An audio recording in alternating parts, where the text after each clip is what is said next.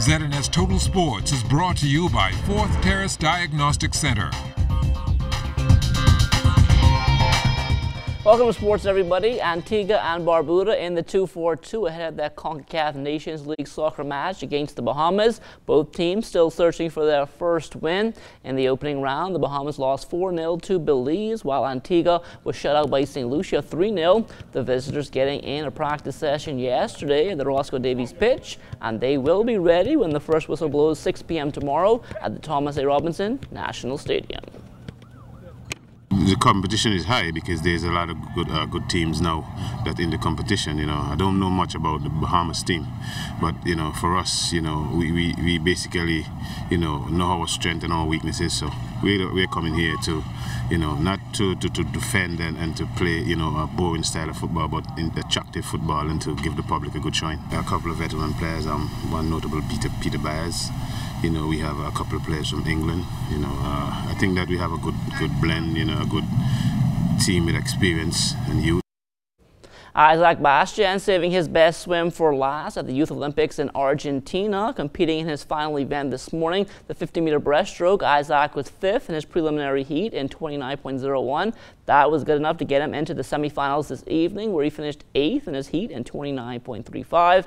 Track and field also getting underway today. Sean Miller finishing 9th in the men's high jump, clearing 6.8 3/4. Megan Moss appeared to be injured in her prelim of the women's 400, but she did finish the race, crossing the line 6th in 102.25. As for the men's 400, Raymond Oriaki was 4th in his prelim heat in 51.01. NBA in just 15 minutes of play last night, DeAndre Ayton finishing 3 of 4 from the field and 3 of 4 from behind, actually the free throw line, with 9 points and 4 rebounds in the Phoenix Suns' final preseason game. That came in a 116-83 blowout loss to the Portland Trailblazers. Ayton and the Suns finishing the preseason at 2-3. They open the regular season next Wednesday at home against the Dallas Mavericks.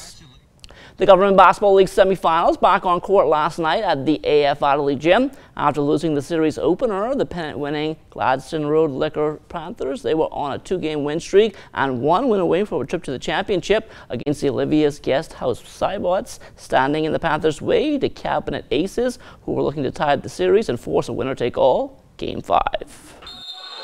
We picked this one up late in the fourth quarter. Aces down by 5. Mark Hanna, a strong drive to the basket. It's now a 1-possession game. Aces stepping up their defense off the pass. Ball is deflected. Aces come up with the steal. The ball goes the other way. Initial lay-in miss, but the putback is good. It's now a 1-point ball game. Aces now looking for the lead. Call this a lucky play in the right place at the right time. Aces go up 85-84 with under 30 seconds to play.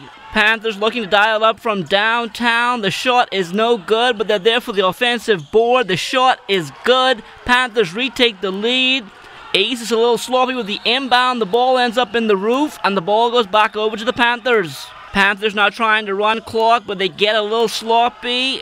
The Aces come up with a steal, but the Panthers somehow able to come up with the ball, and the Aces are forced to foul with under 7 seconds left in the game. Barry Johnson at the line, he misses the first.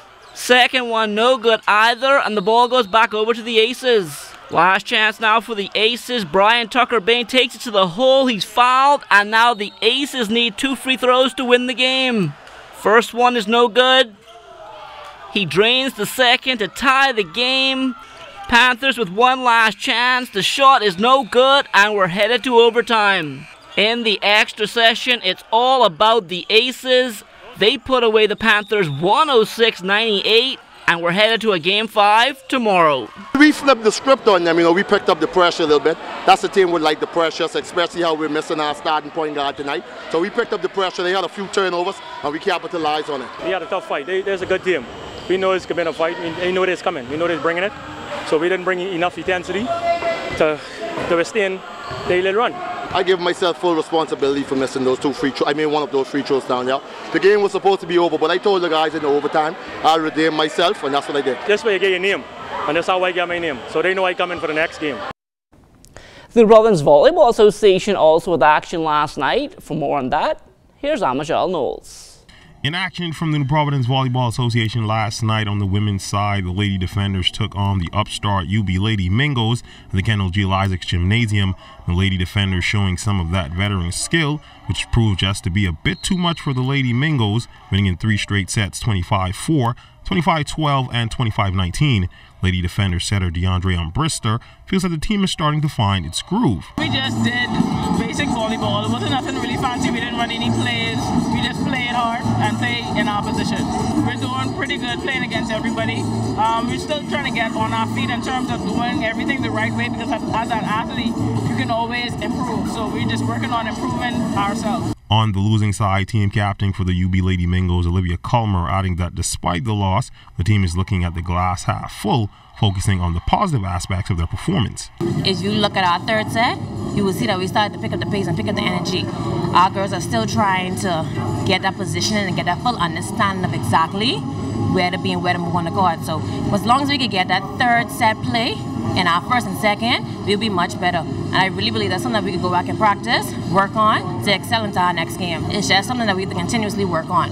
Once you get more of that play feel, then you'll be able to move quick and have a better, probably have like more confidence within yourself to say, okay, we got this, we can do this as a team, like let's go, let's bring this energy like we did in all our third sets of our games. Let's do it for the first and the second so we can get these wins early on. For ZNS Total Sports, I'm Amajal Knowles. And that will do it for sports. Stay tuned. The Bahamas Tonight comes back after the break.